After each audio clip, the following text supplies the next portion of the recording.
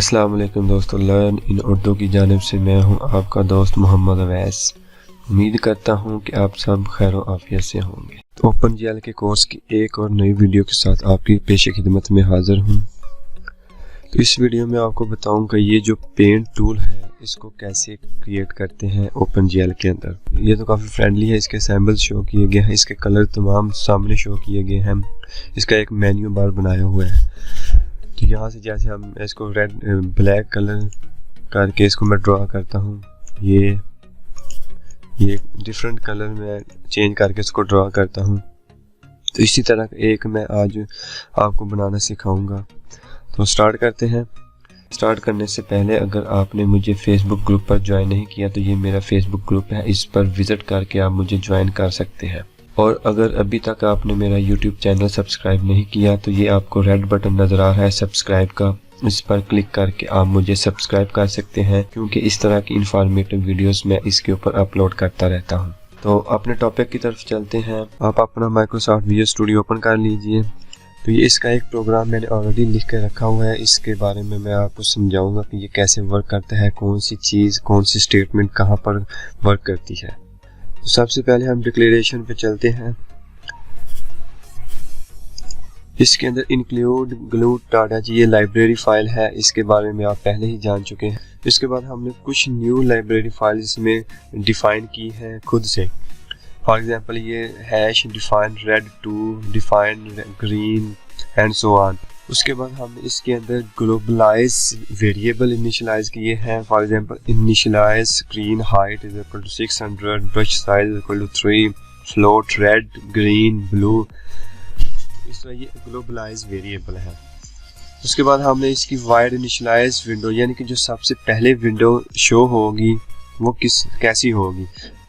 इसमें GL clear colour 111, तो set background colour to white, यानी कि जो उसका पहले इनिशियलाइज विंडो क्रिएट होगी उसका जो बैकग्राउंड कलर होगा वो वाइट होगा। उसके बाद हमने जो GL colour 3F red green blue, तो हमने सबसे पहले ऊपर ये ग्लोबलाइज वेरिएबल में इनिशियलाइज कर लिए थे, तो वो वाले इसको हमने एज इट इज़ नाम दे दिए हैं यहाँ पर। उसके बाद हमने GL matrix mode, GL projection, ये भी हम पीछे सीख चुके हैं। उसके बाद हम GL लोड आइडेंटिटी भी पीछे सीख चुके हैं। उसके बाद यहाँ पर हमने लिखा GL U ऑर्थो 2D। तो ये हमने जो विंडो क्रिएट करनी है, जिस विंडो के अंदर हमने वर्क करना है, जिस विंडो के अंदर हमने वो ड्राइंग करनी है, हमने उसका ये साइज रखा है। उसके बाद हमारे पास एक फंक्शन है wide display wide, GL clear GL underscore colour underscore buffer underscore bit, तो ये भी हमने पीछे सीखा था। उसके बाद GL फ्लश, तो ये डिस्प्ले में हमारे पास जो GL क्लियर कलर का फंक्शन है, ये जो भी गार्बेज कलर क्रिएट होगा उसको डिस्ट्रॉय करेगा, उसको फिनिश करेगा। उसके बाद हमारे पास माउस का फंक्शन है माई मूव्ड माउस। उसके बाद हमने इसके कुछ वेरिएबल रखे हैं, int mouse x, int mouse, और ये हमने पूरा फंक्शन इसके अंदर राइट किया है। इसमें हमने GL colour 3F red green blue, जो हमने ऊपर ग्लोबल वेरिएबल डिक्लेयर किए। उसके बाद GL int x is equal to mouse x and GL int y is equal to screen height minus mouse y। उसके बाद हमने लिखा है GL rect x y x plus brush size comma y plus brush size. तो हमने इस पहले सीखा था एक फंक्शन का रेक्टी का फंक्शन, उसके अंदर हमारे पास एक रेक्टेंगल ड्रॉ होती थी, यही वो चीज़ है। इसमें हमने XY ही डायरेक्शन दी है इस माउस के फंक्शन को, लेकिन जस्ट इसके अंदर जो हमने साइज दिया है माउस का वो इसके अंदर ड्रॉ होगी। फॉर एग्जांपल हम यूं ड्रा करते जाएंगे माउस के साथ, वो एक एक रेक्टी बनती जाएगी और इस तरह एक लाइन ड्रॉ होगी। जो भी आप ड्रा करेंगे तो सारी ड्राइंग उसके ऊपर ड्रॉ होती जाएगी। तो ये जब आपके सामने शो होगा तो मैं उसमें आपको समझाऊंगा इसको क्लियर करके कि ये है क्या चीज़। उसके बाद हमारे पास एक और फंक्शन है कीबोर्ड का फंक्शन। इसमें करैक्टर को हमने इनिशियलाइज किया है द की वेरिएबल से, इंट माउस x से और इंट माउस y से। इसके अंदर हमने स्विच किया है द की को, जब भी हम यानी कि की प्रेस करेंगे तो कौन सा फंक्शन अप्लाई होगा। तो हमने इसमें फर्स्ट केस में रखा है प्लस, जब भी हम प्लस का बटन दबाएंगे तो हमारे ब्रश का साइज इंक्रीज होगा। उसके बाद हमने रखा है केस माइनस। तो जब भी हम माइनस का बटन दबाएंगे तो हमारे पास जो ब्रश साइज होगा वो डिक्रीज होगा, लेकिन कहाँ तक होगा? 1.0 तक, इससे छोटा नहीं होगा। उसके बाद हमने सी का केस रखा है कि जब हम सी का बटन दबाए तो जो भी हमने स्क्रीन के ऊपर ड्रा किया हो वो क्लियर हो जाए। उसके बाद हमारे पास केस ई है कि जब भी हम ई का बटन दबाएं तो जो भी स्क्रीन हमारे पास सामने शो हो रही है वो एग्जिट हो जाए। उसके बाद हमारे पास आता है प्रोसेस मेन्यू इवेंट्स। तो हमने स्विच कर दिया है ऑप्शन को। तो हम ऑप्शन पर केस लगाए हैं कि अगर हम रेड का वहाँ से ऑप्शन सेलेक्ट करेंगे तो हमारे पास रेड कलर ड्रॉ होगा, अगर हम ग्रीन का ऑप्शन सेलेक्ट करेंगे तो हमारे पास ग्रीन का ड्रॉ होगा। इसी तरह हमने एक अरेजर का बटन क्रिएट किया है वहाँ पर, जब हम अरेजर पर क्लिक करेंगे तो वो जो भी चीज़ होगी अरेज हो जाएगी। क्योंकि हमने बाय डिफ़ॉल्ट यहाँ पर स्क्रीन का कलर वाइट रखा था, इसलिए हमने अरेजर का कलर भी यहाँ पर वाइट रखा है, क्योंकि जो भी हम ड्रॉ करेंगे वो डिफरेंट कलर्स होंगे, जिसमें रेड होगा, ग्रीन होगा, ब्लू होगा एंड सो ऑन। तो तमाम कलर के ऊपर एक वाइट की लेयर आ जाएगी, इस तरह वो अरेज हो जाएगा। तो ये प्रोसेस मेन्यू इवेंट का फंक्शन था। उसके बाद हमने एक मेन फंक्शन क्रिएट किया है। मेन फंक्शन में हमारे पास GLUT इनिशियलाइज डिस्प्ले मोड है, जिसमें हमने GLUT underscore single and GLUT underscore RGB है। ये चीज़ आपको पहले से ही पता है। उसके बाद हमने जो भी विंडो क्रिएट की है उसका साइज रखा है 800 बाई 600 और हमने उस विंडो को पोजीशन दी है 250 पर। और यहाँ पर हमने क्रिएट अ विंडो, यहाँ से हम इसका नाम चेंज कर सकते हैं, ये पहले भी आपको बताया था। तो जो भी इसका टाइटल नेम है आप यहाँ से इसको चेंज कर सकते हैं। उसके बाद हमने ये एक फंक्शन इधर रजिस्टर किया है माई डिस्प्ले का, तो ये ऊपर यहाँ पर हमने इसको कॉल भी किया हुआ है। तो उसके बाद हमने GLUT मोशन फंक्शन एक यहाँ पर रजिस्टर किया है जो कि माई मूव फंक्शन में कॉल किया गया है।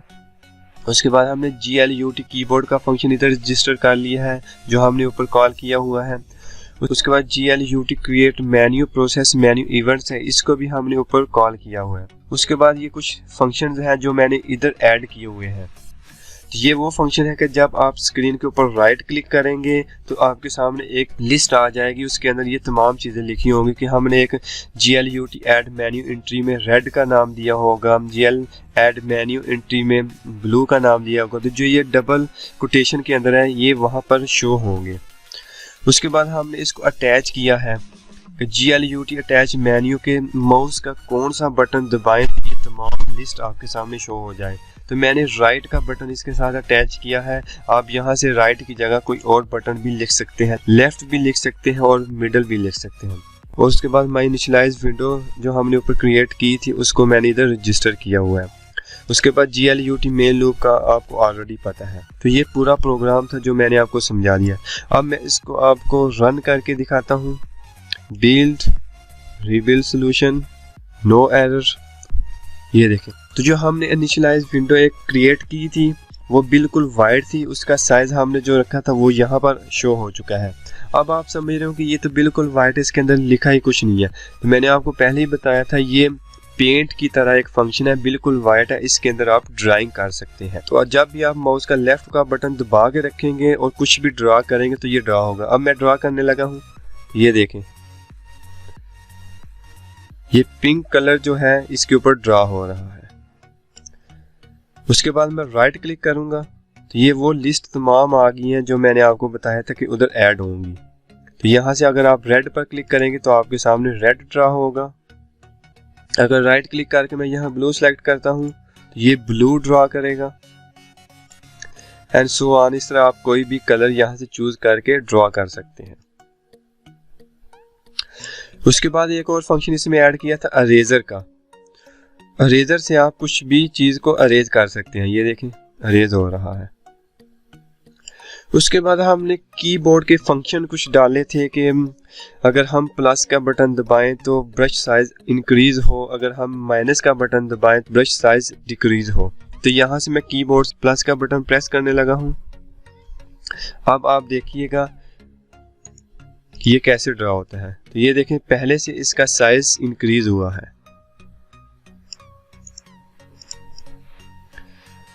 अब मैं माइनस का बटन दबाता हूँ,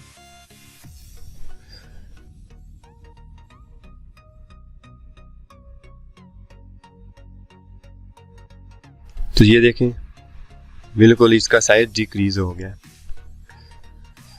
प्लस का बटन दबाता हूँ दोबारा और अब मैं इसको अरेज का सिलेक्ट करके तो तमाम अरेज करता हूँ। तो ये देखें आपके सामने ऑल फंक्शंस वर्किंग कर रहे हैं।